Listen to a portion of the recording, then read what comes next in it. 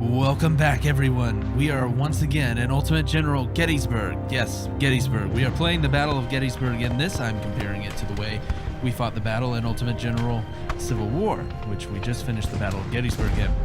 Now, you'll see I have withdrawn to the Town of Gettysburg, Seminary Ridge, and Cemetery Hill. Yeah. And so, actually, I'm gonna leave these guys here. We will withdraw. I'm trying to figure out what to do. Oh, let's see. I'll move Cutler up here. Move the vedettes back to the town. They're not particularly good at holding positions. And we'll also move the skirmishers back. The Iron Brigade will move here. Biddle will stay there. Cutler will move up here. Bucktail Brigade will move onto this position. We'll leave these. No, we'll move these skirmishers back as well. And let's see, Iron Brigade is here. We don't need Baxter and Paul down there, so I'll divert Paul up to this position. Now, let's see. Let's move Ames up to here. Move Coster up to there. I don't know why they leave them back here. And Von Giesla up to here. Alright, now we'll move the 10 Corps commander this direction. Now, we have a bit of a problem. Let's see if I can zoom out a bit and I can show you. Alright, the enemy will be getting reinforcements from this area, actually the entire top of the map. They're going to be coming down. So what we'll be doing is, I will divert Smith. Actually, I'm going to divert Smith to the edge of the town of Gettysburg. And we're going to use skirmishers to try to hold the town, essentially. Let's see. Move you here, and move you here, and move you here. And the enemy will be moving this direction, of course, trying to take this position, but we have 3 strong units there, and we will be receiving reinforcements, I believe. At least let's hope. Alright, but we do have artillery additionally, that's really good. He's not in charge of anything. Where's my I-Corps commander? I-Corps, where are you, I-Corps? There we are. Perfect. So as I-Corps continues, we will begin using this to try to beat the enemy back as best we can at this position. We can zoom in a bit. Alright, so, yeah, we got Biddle here, Cutler, and the Bucktail Brigade. They are basically ignoring a good position where they could have come around and tried to flank us. So they're going to attack this direction. Again, we're continuing something I'm not really certain about. I don't understand why the AI is performing in the way it is. It's fighting a very different battle than what I remember them doing. I may have just chosen a different type of unit commander. I'm actually going to slow Paul down. He's within range to move up there if he needs to, but he can also respond to attacks down here, which, let's face it, is actually beginning to look more and more likely. Our skirmishers are up here, and they've got... Where are the vedettes? Where are the vedettes? Oh, there they are. They're in town. Alright, I'm going to leave them kind of here to just assist in maybe holding it. They've got Benner's Hill. Not that it's a tactical position or anything. Baxter's in a pretty good spot, and as these guys move up, Von Giesla and Ames, they've got a good good artillery. Will be able to hit them as if they are charged. We'll leave the artillery there because it can support back here, and it can also support if we are attacked along this ridge. All right, perfect. We broke Pettigrew. One volley as they marched by. Now, we're going to try to do the same with Scales. Move Ames and Coster forward to intercept Scales. Here we go. Alright, one whole volley, guys. We hit Scales. Ames, come on, guys. I'm going to move Von Giesla forward, and Paul is going to march back down.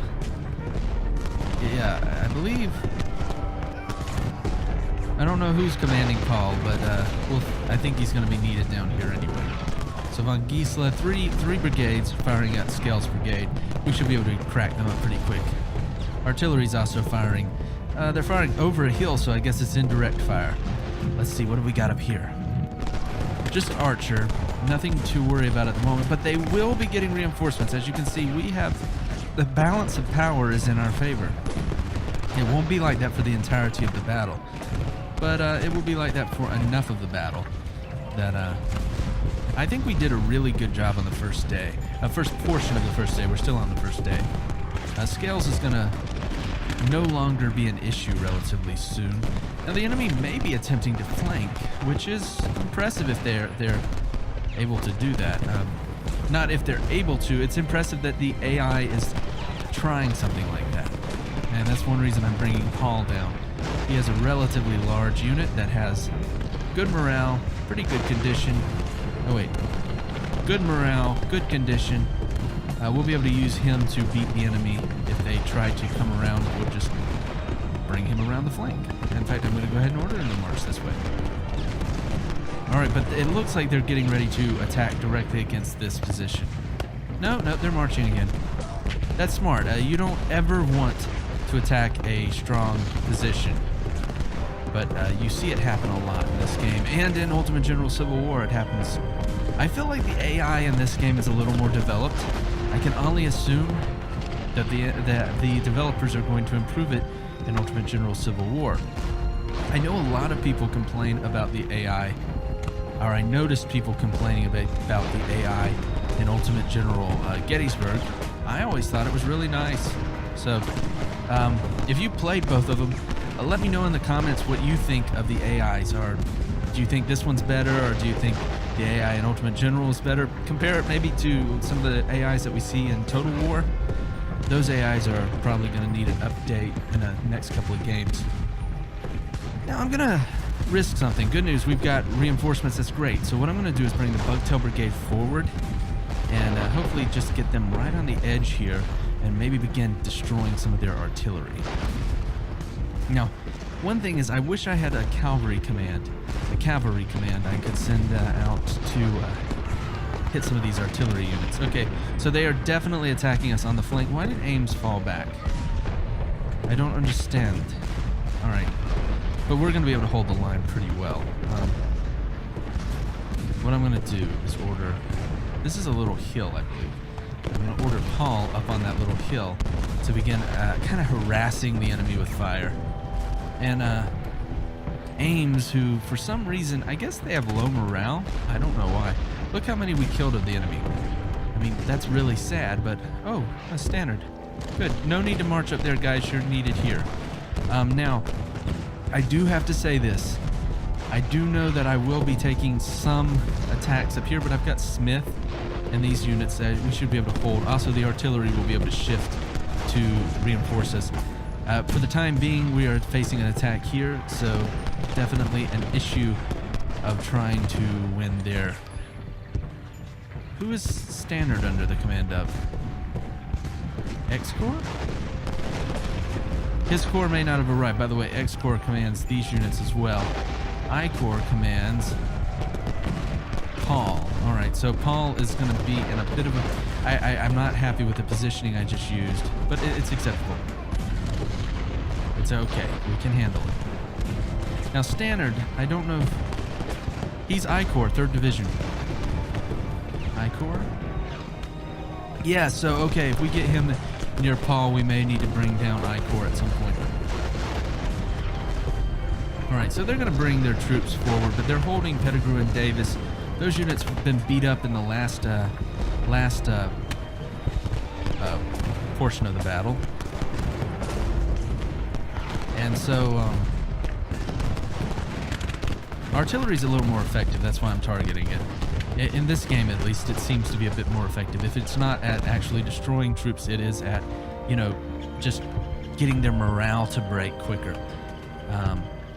Which is good. I kind of like having more of an effect from the artillery. But I could be wrong. However, let's begin trying to see if we can break Perrin. Now we got to be careful because I see Scales coming down. Scales is not a big unit, so we don't have to worry too much, but it is something that we do need to keep in mind. Again, we have more troops on the field than the enemy, and we could use those troops to destroy the enemy. I'm being a little bit aggressive, but not super aggressive, because things could get bad very quickly. I am going to grab the I Corps commander, move him down, and the 11th Corps commander. Had to read Roman numerals. It's been years. Let's see. We'll get Cutler and Biddle to move out. It's a little bit dangerous, and the Bucktail Brigade, and we're just going to see if we can destroy some of these artillery units.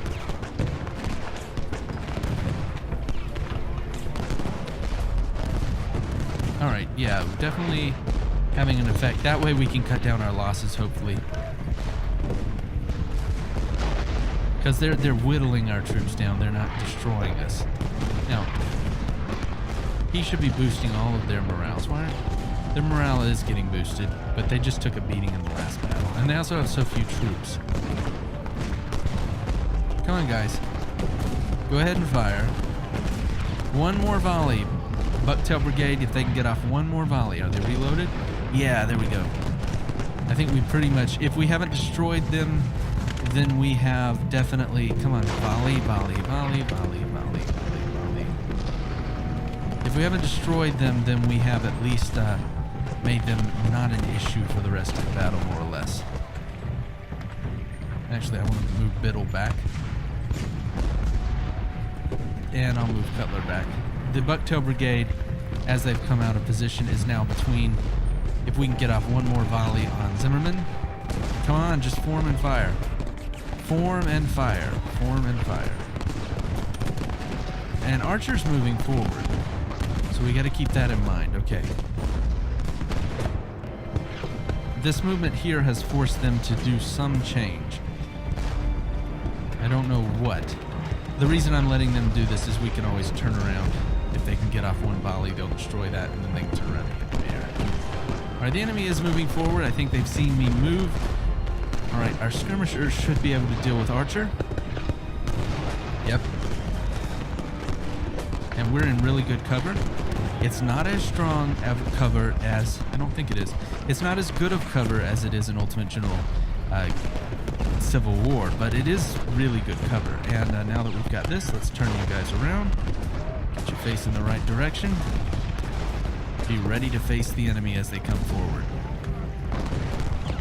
Bucktail Brigade can just turn and hit this shooter. Why aren't you just... I mean, it's only 15 guys. Come on. There's thousands of you. Well, 1,000 of you. Alright, Bucktail Brigade, just move down. The artillery's not going to do any damage. We need to... Okay. Yeah, see, we've got reinforcements coming. We've got to get... they've got reinforcements coming, I should say.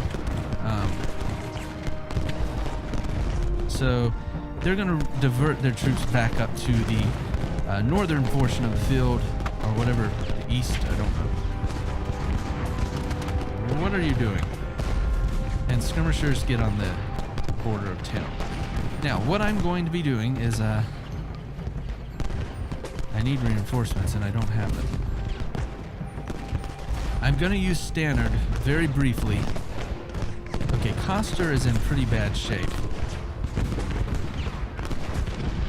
I'm going to use standard to try to, if we can completely rout this area of the field, would be great.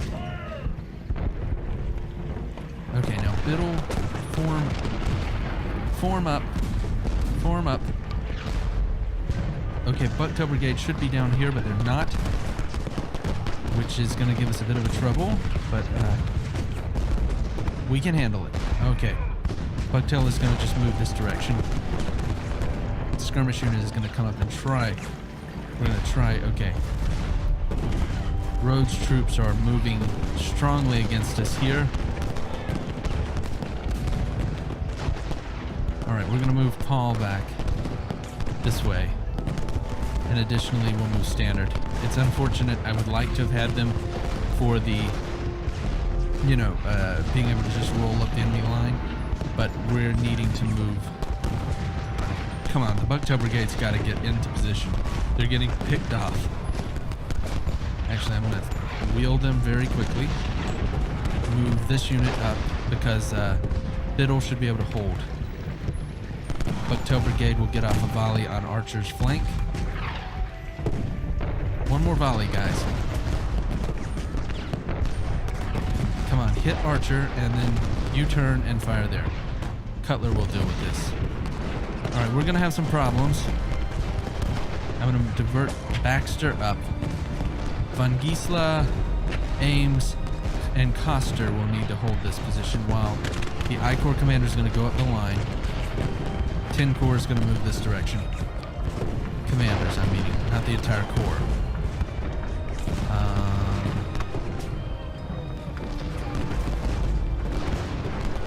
This artillery unit is going to be retreated back to here.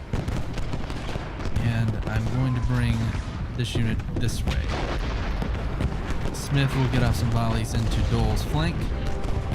Hopefully slow them down. We've also destroyed this artillery unit somehow. The Bucktail Brigade is doing a pretty good job, and Archer's getting slowly torn to pieces. Now, they are diverting troops back down here. I believe they see what they've done. They've got enough troops up here. They're probably going to want to threaten me at several points, because if they get back here, they can get 10,000 victory points, and that will definitely hurt us in the long run. Now, I can't move Smith. Actually, I could move Baxter completely here, move the I Corps commander up. Bucktail Brigade's about to be, they're being charged by Daniel, but we were able to drive Daniel back, which is odd. Now, let's see, Devon's skirmishers and his vedettes are moving up. I'm going to try to just completely rout Archer. The Bucktail Brigade needs to fall back. Don't let a unit stay in. I'm trying to remember the tactics that I used to use. Don't let a unit stay in combat when they're risking being destroyed. Let them fall back. They can always be used at a later time. So we'll send this unit here. That will slow down Doyle. These units are going to just destroy their artillery. The whole division. Okay, yeah. See, I knew that was coming. We're going to have a hard time holding this position, but we should be able to, we can possibly do it. Our archer's going to form up here, so that's going to give us some trouble. These skirmishers, I don't know what they're going to do. Guys, no. Alright, so Baxter needs to be here.